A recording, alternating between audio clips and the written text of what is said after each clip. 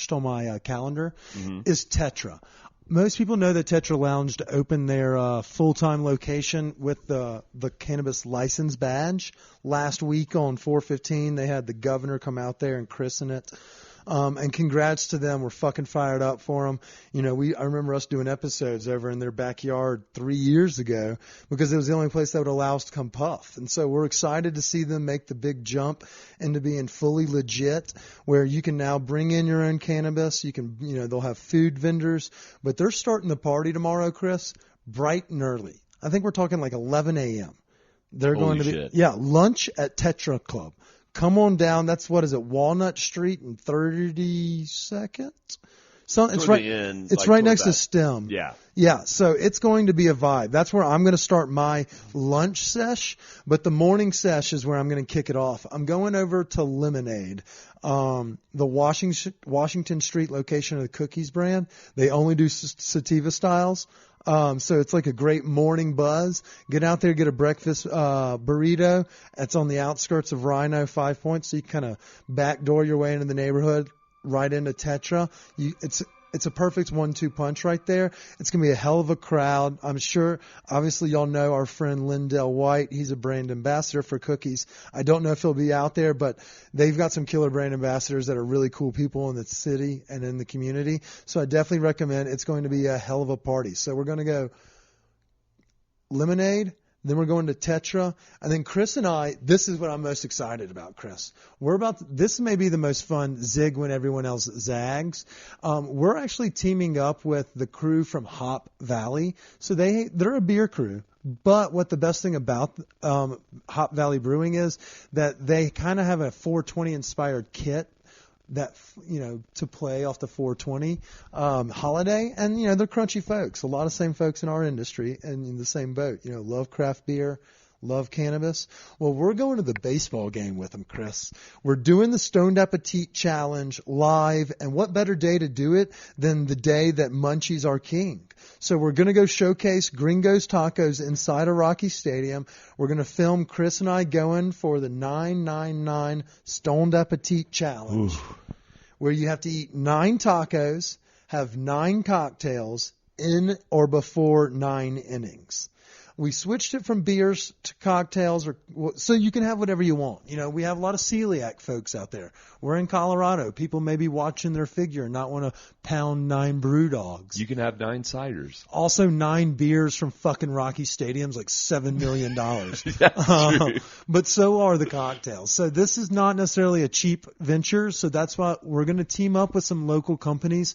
And for everyone that tags us in their 999 Stoned Appetit Challenge, tag us, and whomever completes it, send us a picture of all the completed, the shells and the drinks, and we're going to mail you a t-shirt from one of our sponsors or one of our friends. And that's going to go all season long. So we don't fucking like Manfort. I think Dick is a proper name for the guy, but at the same time, we're going to have some fun because we're going to fucking fall off in June. Our baseball team's going to suck balls eventually. Yeah. So we might as well have some fun with it. We might as well encourage everyone to get as high as fucking shit before they go into the stadium, pound some tacos by supporting the local kiosk. I met the guys that are doing Gringo's Tacos. They started as a pop-up during COVID. We met at a Ukraine fundraiser. So, I mean, their hearts are at least in the right place. I mean, obviously we don't know anything else about them. I haven't had their tacos yet. We're going to initiate the challenge starting Wednesday. So if the tacos suck and I can't vouch for them, I can't. I have not had them. We'll let you know, though. But we will let y'all know tomorrow after the game. And then we're going to leave the game a little early because we have places to be and fucking important people to party with. You know what I'm saying? Yeah, I love partying with VIP people. Yeah, as very important persons ourselves, we're saying that because we never get VIP anything. We are the quintessential general admission people on this planet. We're not handsome. We're not intelligent. We don't have any discernible skills, and we have very medium-sized peckers. So there's no way we're truly VIP. Yeah, it's not as much short as it is real thin and long. So we're going from there. We're dipping out of the game early, and we're going to Mile High 420 Fest. We talked about the stash and grab early in the episode, but this is going to be a fucking rager. We told people last year, avoid this area at all costs. This year, we're telling people, I would probably still avoid the area at all costs unless you're looking to party. It's going to be a scene. They've been off for 2 years or so, maybe not that long. Yeah, maybe they have. Somewhere in there, yeah. Because of the COVID. So they're coming back with a vengeance. They've got Khalib, they've got Little John, they got Big Boy, all kicking off on stage around 4:00. So we'll be puffing tough as a crew, as a community, really, out in front of the McNichols building in Civic Center Park. And then for the VIPs that are joining us, there's a late night after party inside the government building where we're going to treat that bitch like the United States Capitol on January 6th. We're going to kick through some windows, put our feet on desks, and roll joints in every office we can. And not get arrested. And not get arrested because we're not white trash and we're not actually raiding a building. But for those idiots that don't get the joke, maybe one day you'll be in on it. So that's kind of the vibe that I've kind of laid out for 420.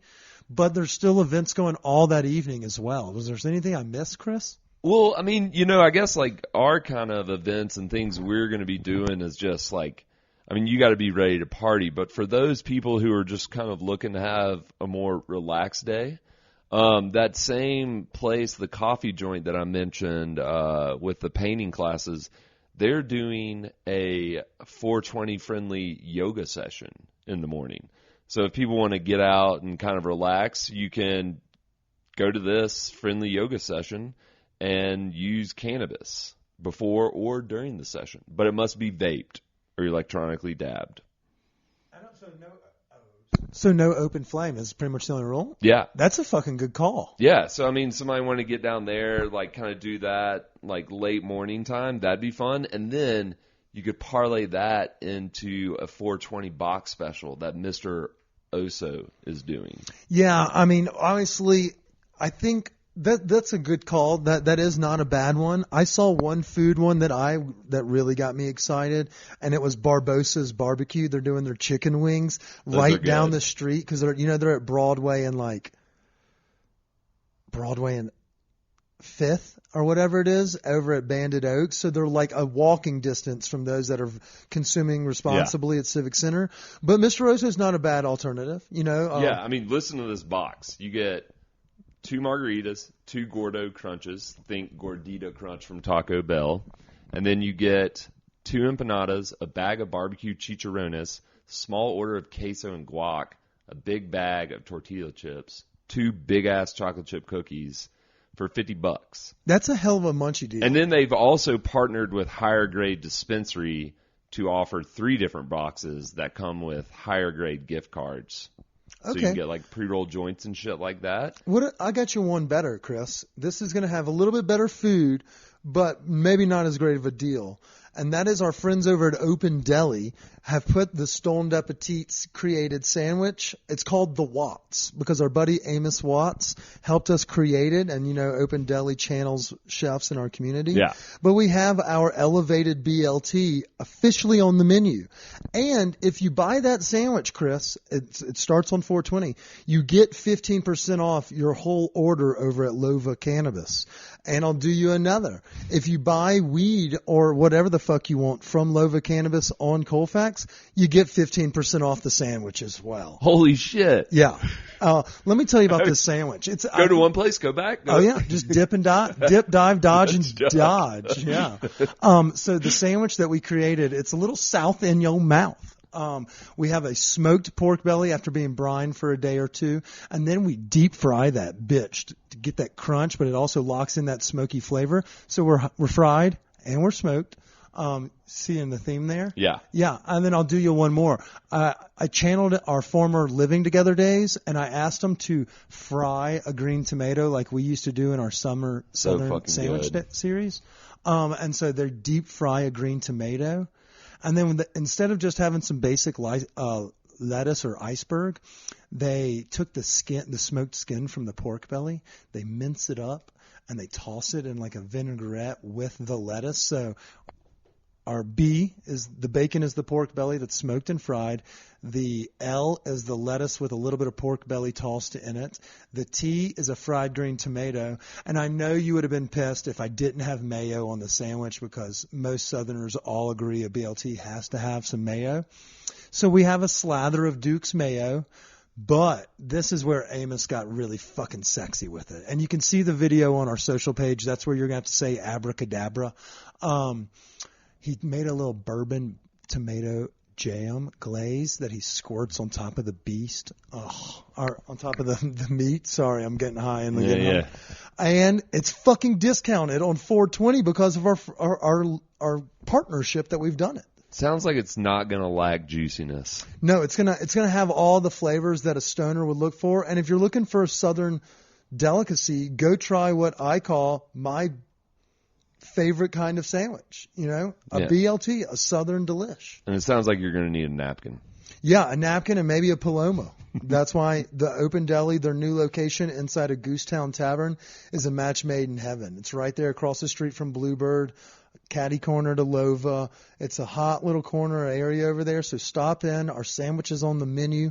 If you send us a picture of that, I'll mail you. We'll start mailing out T-shirts next week because we've got some stuff coming down the pike, Chris. Nice. Yeah, Stoned Appetit and shit.